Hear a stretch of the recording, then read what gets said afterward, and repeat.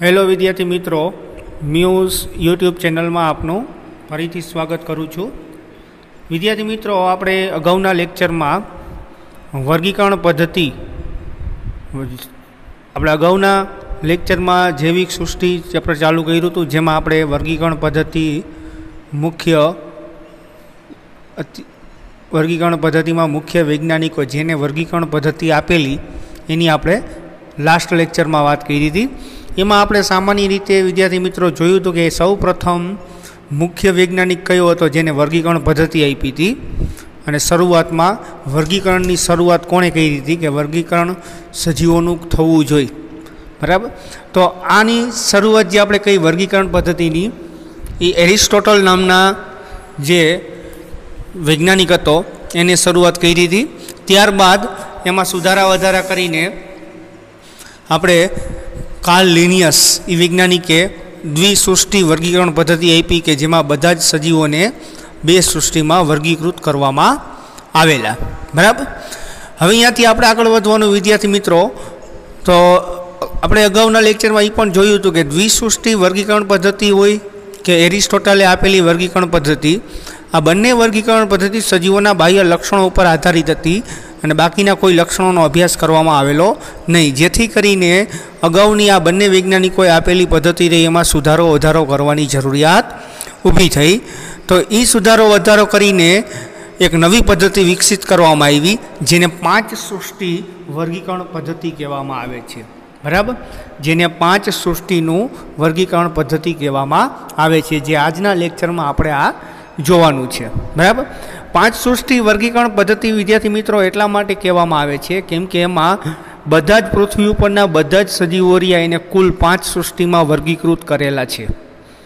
જે વનસ્પતિ પ્રાણી કયો જેમાં અલગ અલગ ઘણા બધા સજીવો આવે વનસ્પતિ અને પ્રાણીમાં, આ બંને જે મોટા સમૂહ રહ્યા વનસ્પતિ અને પ્રાણીમાં એમાં ઘણા બધા એવા સજીવ પણ આવતા હતા કે જેનો સમાવેશ વનસ્પતિમાં પણ નહોતો થતો અને પ્રાણી સૃષ્ટિમાં પણ નહોતો થતો, બરાબર। તો અત્યાર સુધીમાં જેટલા આપણે પ્રાણીઓ કહીએ જે અલગ અલગ દેખાય છે, બરાબર, આ બધા પ્રાણીઓનું કુલ 5 સૃષ્ટિમાં વર્ગીકરણ કરવામાં આવ્યું, બરાબર। એટલે એને આપણે 5 સૃષ્ટિ વર્ગીકરણ પદ્ધતિ તરીકે ઓળખવામાં આવે છે। ઇંગ્લિશમાં એને આપણે 5 કિંગડમ ક્લાસિફિકેશન કહેવામાં આવે। 5 કિંગડમ, 5 એટલે 5, કિંગડમ એટલે સૃષ્ટિ અને સિસ્ટમ એટલે આપણે વર્ગીકરણ પદ્ધતિ, 5 કિંગડમ ક્લાસિફિકેશન સિસ્ટમ તરીકે ઓળખવામાં આવે છે। અને આ સૃષ્ટિ જે 5 સૃષ્ટિ વર્ગીકરણ પદ્ધતિ રહી કોને આપી, બરાબર, તો કે વિહિટેકર નામના વૈજ્ઞાનિકે 5 સૃષ્ટિ વર્ગીકરણ પદ્ધતિ આપી અને બધા જ સજીવોને આ 5 સૃષ્ટિમાં એના લક્ષણોને આધારે વિભાજિત કર્યા અને કુલ 5 સૃષ્ટિનું નિર્માણ કર્યું, બરાબર।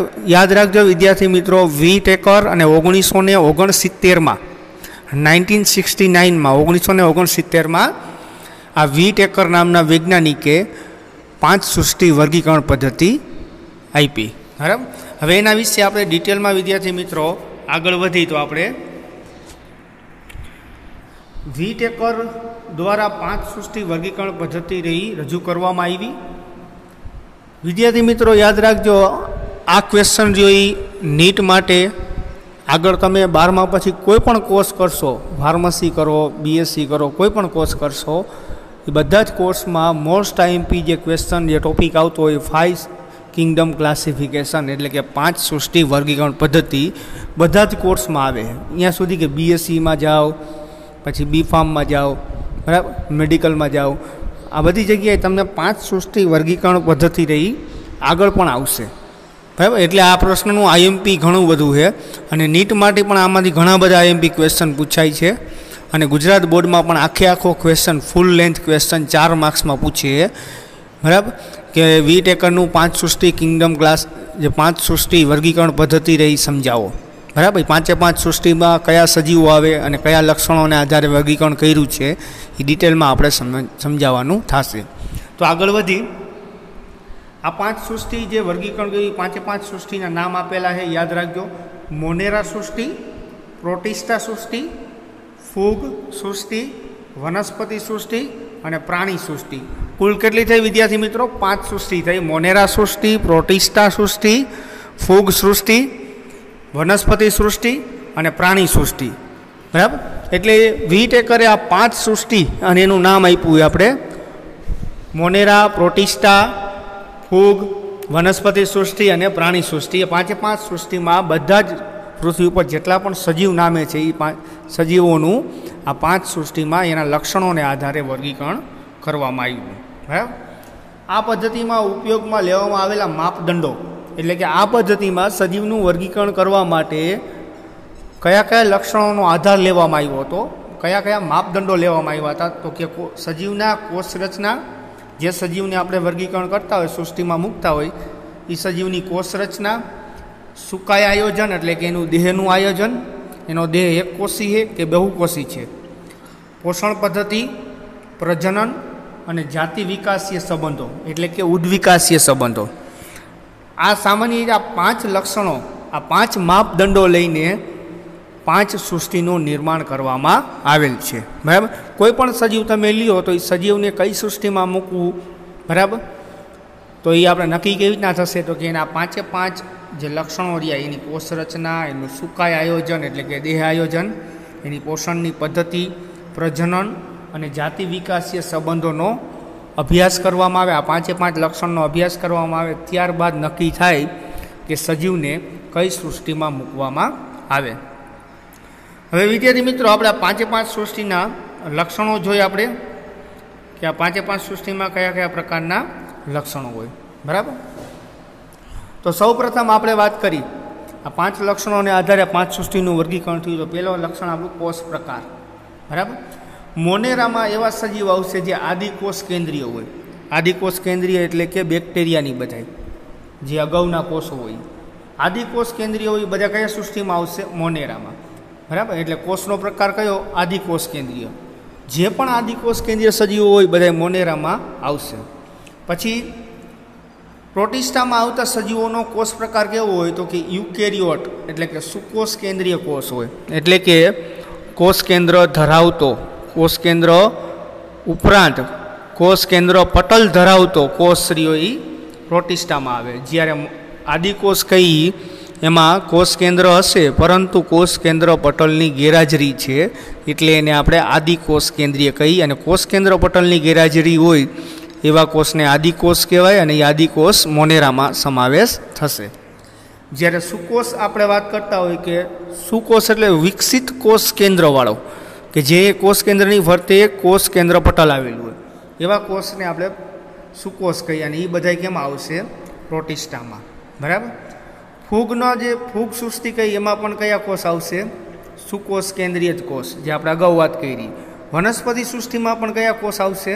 સુકોષ કેન્દ્રીય કોષ. પ્રાણી સૃષ્ટિમાં પણ કયા આવશે? સુકોષ કેન્દ્રીય કોષ, બરાબર. તો પહેલાં કોષનો પ્રકાર, એના આધારે 2 સૃષ્ટિ બનાવી, બરાબર. મોનેરા એમાં આદિકોષ કેન્દ્રીય આવે, અને બાકીની 4 સૃષ્ટિ રહી એમાં બધામાં સુકોષ કેન્દ્રીય કોષનો સમાવેશ થાય. પછી બીજું લક્ષણ કયું લીધું? હજી વધારે એક અત્યારે આપણે 2 જ સૃષ્ટિનો તફાવત ઉત્પન્ન કરીએ કે આદિકોષ અને સુકોષ, બરાબર.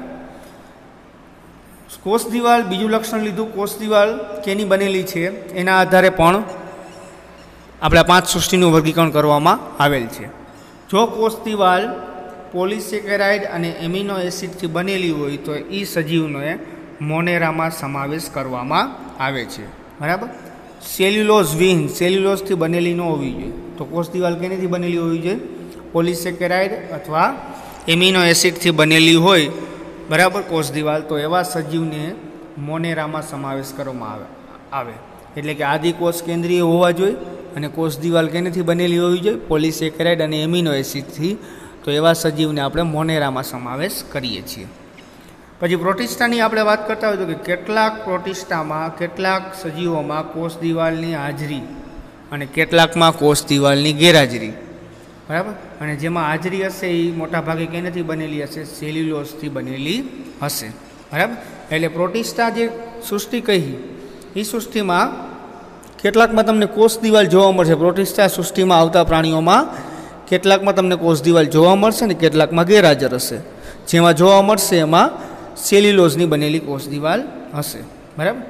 પછી આપણે ફૂગની કોષ દિવાલની વાત કરીએ તો ફૂગની કોષ દિવાલ ફૂગમાં કોષ દિવાલ જોવા મળશે બધી જ ફૂગમાં. કેની બનેલી હશે? તો કે કાઇટિન નામના દ્રવ્યથી બનેલી હશે. બરાબર. કોષ સુકોષ કેન્દ્રીય કોષ હોય અને કાઇટિનથી કોષ દિવાલ બનેલી હોય તો એ સજીવ કેમાં આવે? ફૂગ સૃષ્ટિમાં આવે. આ યાદ રાખજો વિદ્યાર્થી મિત્રો, ફૂગની કોષ દિવાલ કાઇટિનથી બનેલી હોય, કાઇટિન નામના દ્રવ્યથી, સેલ્યુલોઝથી બનેલી હોતી નથી. એ પોલિસેકેરાઇડ એમિનો એસિડથી પણ બનેલી હોતી નથી. કાઇટિન નામના દ્રવ્યથી ફૂગની કોષ દિવાલ બનેલી હોય છે. ત્યારબાદ વનસ્પતિ સૃષ્ટિની આપણે વાત કરીએ તો કે વનસ્પતિ સૃષ્ટિમાં બધા જ વનસ્પતિ સૃષ્ટિમાં જે સજીવો આવે છે એ બધામાં કોષ દિવાલની હાજરી હોય અને કેનેથી બનેલી હોય? તો કે સેલ્યુલોઝ નામના દ્રવ્યથી બનેલી હશે. એટલે વનસ્પતિ નામે વનસ્પતિ સૃષ્ટિમાં જેટલા પણ સજીવો આવે બધા જની કોષ દિવાલ એક જ દ્રવ્યથી બનેલી હોય, સેલ્યુલોઝથી. બરાબર. અને બધામાં કોષ દિવાલ હાજર હોય. જે પ્રાણી સૃષ્ટિમાં આપણે વાત કરતા હોય તો વિદ્યાર્થી મિત્રો, પ્રાણી સૃષ્ટિમાં કોષ દિવાલ હોતી નથી. કોષ દિવાલ ગેરહાજર હોય. બધા જ પ્રાણીમાં કોષ દિવાલ ગેરહાજર હોય. આપણે મનુષ્ય પણ પ્રાણીમાં આવે તો આપણામાં કોષ દિવાલ હોય નહીં. બરાબર. કોષ દિવાલ આપણામાં ગેરહાજર હોય, ક્યારે પણ હોતી નથી. એવી જ રીતના પ્રાણી સૃષ્ટિમાં જેટલા સિંહ, વાઘ, દીપડા, જેટલા પ્રાણીઓ કયો તમે, એ બધા જ પ્રાણીઓમાં કોષ દિવાલ ગેરહાજર હોય. એ ક્યાંય કોષ દિવાલ તમને જોવા મળતી નથી. કોષ દિવાલ જોવા નથી મળતી તો સવાલ આવતો જ નથી કે કેનેથી બનેલી હોય. બરાબર. એટલે કોષ દિવાલ તમને ગેરહાજર જોવા મળશે. પછી આપણે કોષ કેન્દ્ર પટલની વાત કરી તો કે મોનેરા સૃષ્ટિમાં કોષ કેન્દ્ર પટલ ગેરહાજર હોય એટલે જ આપણે એને આદિકોષ કહીએ. યાદ કરો, મેં હમણાં જ કીધું તમને વિદ્યાર્થી મિત્રો કે મોનેરા સૃષ્ટિમાં જે આવતા સજીવો હોય એમાં કોષ કેન્દ્ર પટલ ન હોય. કોષ કેન્દ્ર હાજર હશે પણ કોષ કેન્દ્રની ફરતે જે પટલ હોય ને એ પટલ ગેરહાજર હશે. બરાબર. એટલે એને આપણે આદિકોષ કેન્દ્રીય કહીએ. કોષ કેન્દ્ર પટલ મોનેરામાં ગેરહાજર હોય, પ્રોટિસ્ટામાં હાજર હશે, ફૂગ સૃષ્ટિમાં હાજર હશે, વનસ્પતિ સૃષ્ટિમાં પણ હાજર હશે અને પ્રાણી સૃષ્ટિમાં પણ હાજર હશે. કેમ કે પ્રોટિસ્ટા, ફૂગ, વનસ્પતિ સૃષ્ટિ અને પ્રાણી સૃષ્ટિમાં આવતા સજીવો બધા જ કેવા છે? સુકોષ કેન્દ્રીય કોષો છે. બધા જ સજીવો સુકોષ છે. અને સુકોષ હોય એટલે આપણે એના ઉપરથી ખબર પડી જાય. બરાબર.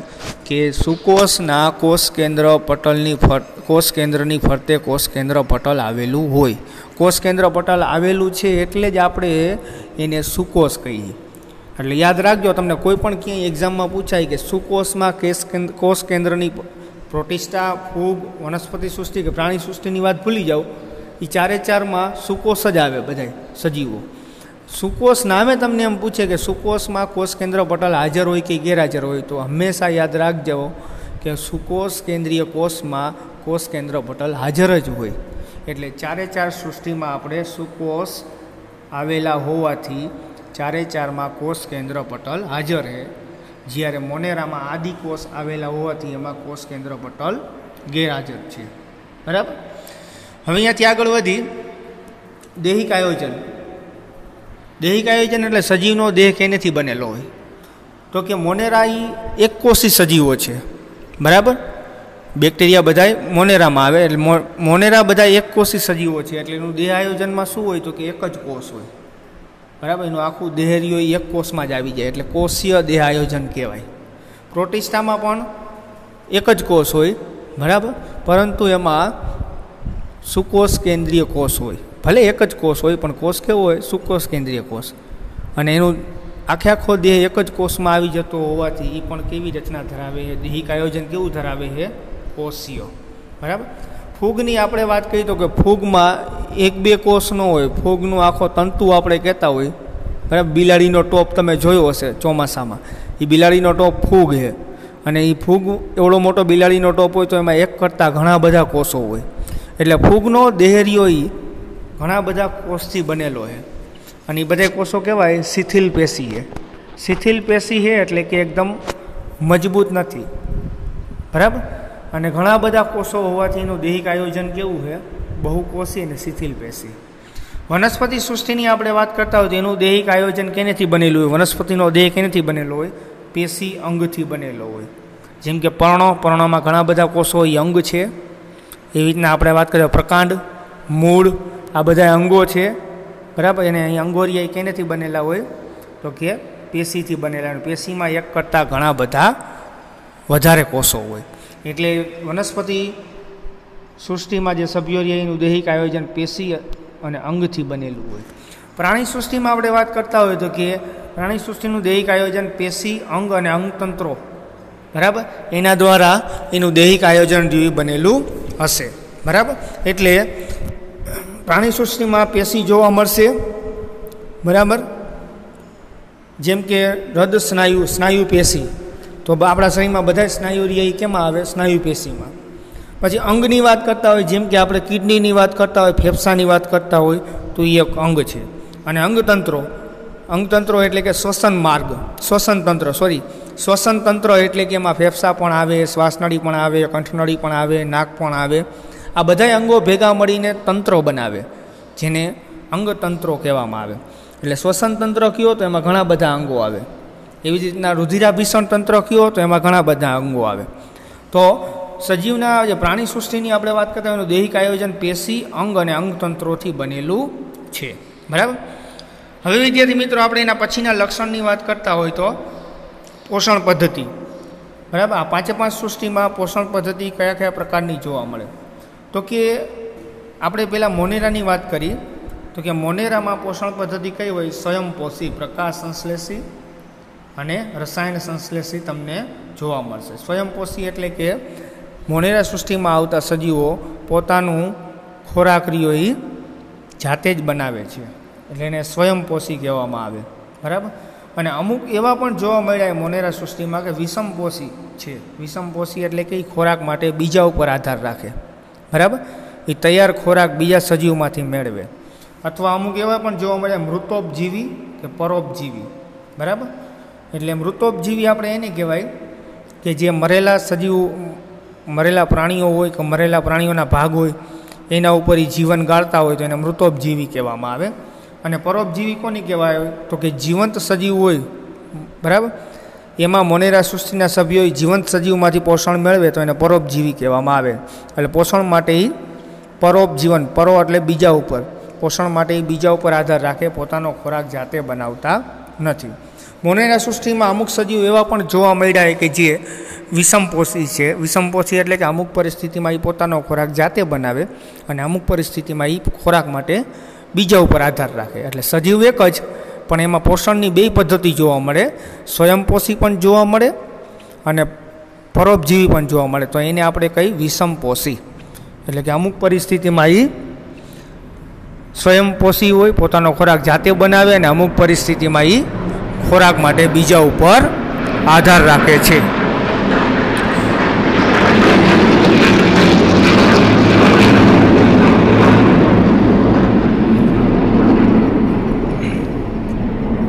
હવે એમાં બીજા નંબરનું વિદ્યાર્થી મિત્રો આપણે વાત કરી પ્રોટિસ્ટા. પ્રોટિસ્ટામાં પણ સ્વયંપોષી અને વિષમપોષી જોવા મળે છે. સ્વયંપોષીમાં પાછું કયું? પ્રકાશ સંશ્લેષણ. અને અહીં આપણે મોનેરાની વાત કરીએ એમાં સ્વયંપોષીમાં 2 પ્રકારે, રસાયણ સંશ્લેષી અને પ્રકાશ સંશ્લેષી. એટલે અમુક બેક્ટેરિયા એવા હોય અમુક મોનેરા સૃષ્ટિમાં કે રસાયણોનું ઓક્સિડેશન રિડક્શન કરીને પોતાનો ખોરાક જાતે બનાવે અને અમુક પ્રકાશને શોષણ કરીને પોતાનો ખોરાક જાતે બનાવે. પછી આપણે પ્રોટિસ્ટા સૃષ્ટિમાં વાત કરતા વિદ્યાર્થી મિત્રો તો એમાં સ્વયંપોષી અને વિષમપોષી 2 પ્રકારનું પોષણ જોવા મળે. સ્વયંપોષી એટલે કે પ્રકાશ સંશ્લેષણ કરીને પ્રોટિસ્ટા પોતાનો ખોરાક જાતે બનાવે અથવા તો અમુક પરિસ્થિતિમાં પોતાનો ખોરાક માટે બીજા ઉપર આધાર રાખે તો એને વિષમપોષી પણ કહેવામાં આવે. બરાબર, પછી આપણે ફૂગની વાત કરીએ તો ફૂગમાં આપણે વાત કરતા હોય, ફૂગમાં વિષમપોષી, મૃતોપજીવી કે પરોપજીવી જોવા મળે. ફૂગમાં ક્યારેય સ્વયંપોષી જોવા મળતું નથી. ફૂગ વિશ્વમાં જેટલી પણ ફૂગ છે આપણે એ બધી જ ફૂગ રહી સ્વયંપોષી છે નહીં. એકેય ફૂગ એમાં આપણે સ્વયંપોષી ન કહી શકાય, કેમ કે બધી જ ફૂગ કાં વિષમપોષી છે, એમાંથી અમુક મૃતોપજીવી છે કે અમુક પરોપજીવી છે. એટલે એકેય ફૂગમાં, વિશ્વની જેટલી પણ ફૂગ એકેય ફૂગમાં તમને સ્વયંપોષી પ્રકારનું પોષણ જોવા મળતું નથી. કાં એ વિષમપોષી હશે, કાં મૃતોપજીવી હશે, કાં પરોપજીવી હશે. બરાબર, પછી આપણે વાત કરીએ વનસ્પતિ સૃષ્ટિ તો વનસ્પતિ હંમેશા પોતાનો ખોરાક જાતે જ બનાવે છે.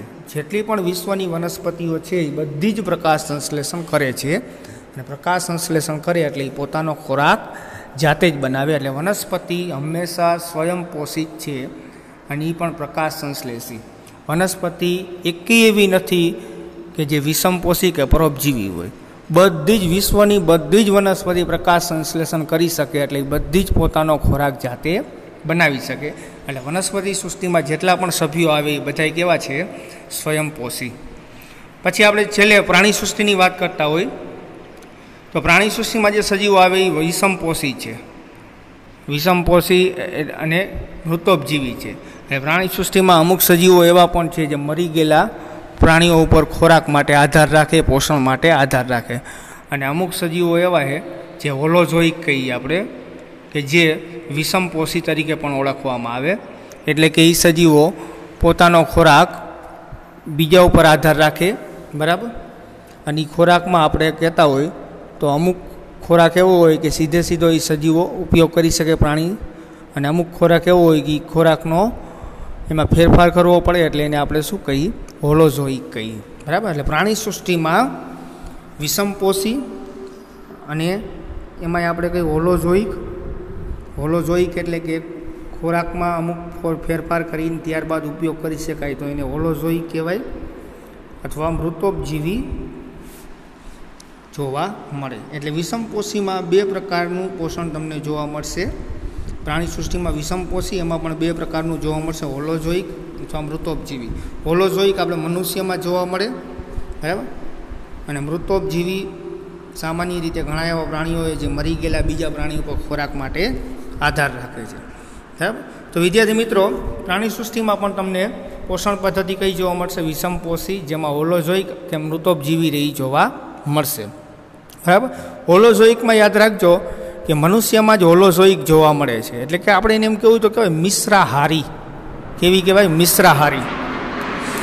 જ્યારે મૃતોપજીવીની આપણે વાત કરતા હોય તો મૃતોપજીવી પ્રાણી બીજા મરી ગયેલા પ્રાણી ઉપર ખોરાક માટે આધાર રાખે, બરાબર. તો વિદ્યાર્થી મિત્રો, આ તો 5 સૃષ્ટિનું વર્ગીકરણ, જેને આપણે વીટેકરના વર્ગીકરણ પદ્ધતિ તરીકે પણ ઓળખવામાં આવે છે, બરાબર. એટલે વીટેકર જે આપણે કહીએ, RH વીટેકર 1969માં આ 5 સૃષ્ટિનું વર્ગીકરણ એને રજૂ કર્યું. જે અગાઉની સૃષ્ટિમાં દ્વિસૃષ્ટિ કાર્લિનિયસ આપેલી, એરિસ્ટોટલે આપેલી જે વર્ગીકરણ પદ્ધતિ હતી એમાં સુધારો વધારો કરીને આ 5 સૃષ્ટિ વર્ગીકરણ પદ્ધતિ રજૂ કરવામાં આવી. અને 5 સૃષ્ટિના નામ યાદ રાખજો, બરાબર. મોનેરા, પ્રોટિસ્ટા, ફૂગ, વનસ્પતિ સૃષ્ટિ અને પ્રાણી સૃષ્ટિ. અને કયા માપદંડો લઈને સૃષ્ટિનું વર્ગીકરણ કરવામાં આવ્યું હોય તો કે કોષરચના, સુકાઈ આયોજન એટલે કે દેહ આયોજન, પોષણ પદ્ધતિ, પ્રજનન અને જાતિ વિકાસીય સંબંધો. અને 5 સૃષ્ટિના આ 5 લક્ષણો, બરાબર. આમ જોવા જાય તો આ 5 લક્ષણોને આધારે જ આ 5 લક્ષણોને આધારે જ આ 5 સૃષ્ટિનું વર્ગીકરણ કરવામાં આવેલ છે, બરાબર. તો વિદ્યાર્થી મિત્રો, એક્ઝામ માટે આઈએમપી ક્વેશ્ચન છે, એટલે વ્યવસ્થિત તૈયારી કરી લેજો. અને તમારી બુકમાં 3 વખત ખાસ લખી લેજો. એક્ઝામ માટે મોસ્ટ આઈએમપી પ્રશ્ન ગુજરાત બોર્ડ અને નીટ માટે, બરાબર, બંનેમાં આમાંથી ક્વેશ્ચન પૂછાવાની શક્યતા ઘણી બધી છે, વધારે. અને આઈએમપી પ્રશ્ન છે. ફૂલ લેન્થ ક્વેશ્ચન પણ નીટનું પણ પૂછાય આમાંથી, બરાબર. MCQ સ્વરૂપે ગુજરાત બોર્ડમાં પણ MCQ સ્વરૂપે પૂછાય, અથવા 2 માર્ક્સનો પણ નીકળી શકે અને 3 માર્ક્સનો પણ પ્રશ્ન આમાં નીકળી શકે. અને ફૂલ લેન્થ ક્વેશ્ચન આખી સૃષ્ટિ પણ પૂછાય, 5 સૃષ્ટિનું આખું વર્ણન કરવાનું પણ થાય. અને કોઈ પણ એક સૃષ્ટિ લઈને પણ તમને, બરાબર, એના લક્ષણોનું તમને જણાવવાનું કહીએ 2 માર્ક્સમાં, એમ પણ પૂછાય. એટલે બધી રીતે પૂછાવાવાળી શક્યતાવાળો પ્રશ્ન છે. એટલે મોસ્ટ આઈએમપી પ્રશ્ન વિદ્યાર્થી મિત્રો તૈયાર કરી લેજો. મોસ્ટ ઓફ એક્ઝામ, જે પણ એક્ઝામ લઈએ એ બધી જ એક્ઝામમાં આમાંથી કાંઈક ને કાંઈક પ્રશ્નો નીકળે જ છે, બરાબર. એટલે તમે આની તૈયારી કરશો તો તમે સાવ લોસ નહીં જાય. તમને આમાંથી કાંઈક ને કાંઈક 1-2 માર્ક્સ કે 3 માર્ક્સ, મેક્સિમમ 4 માર્ક્સનો તમને લાભ તો મળશે જ, બરાબર. તો વિદ્યાર્થી મિત્રો, હવે આપણે નેક્સ્ટ લેક્ચરમાં આગળ જોઈ લેશું. આજના આ લેક્ચરમાં વીટેકરની 5 સૃષ્ટિ વર્ગીકરણ પદ્ધતિ આપણે જોવાની હતી, જે જોઈ લીધી, બરાબર. આમાં કાંઈ પણ ડાઉટ હોય, કાંઈ પણ ક્વેરી હોય તો આપણી યુટ્યુબ ચેનલમાં મને કોમેન્ટ બોક્સમાં મને પ્રશ્ન પૂછી શકો. હું ચોક્કસપણે એનો જવાબ આપીશ. થેન્ક યુ વિદ્યાર્થી મિત્રો.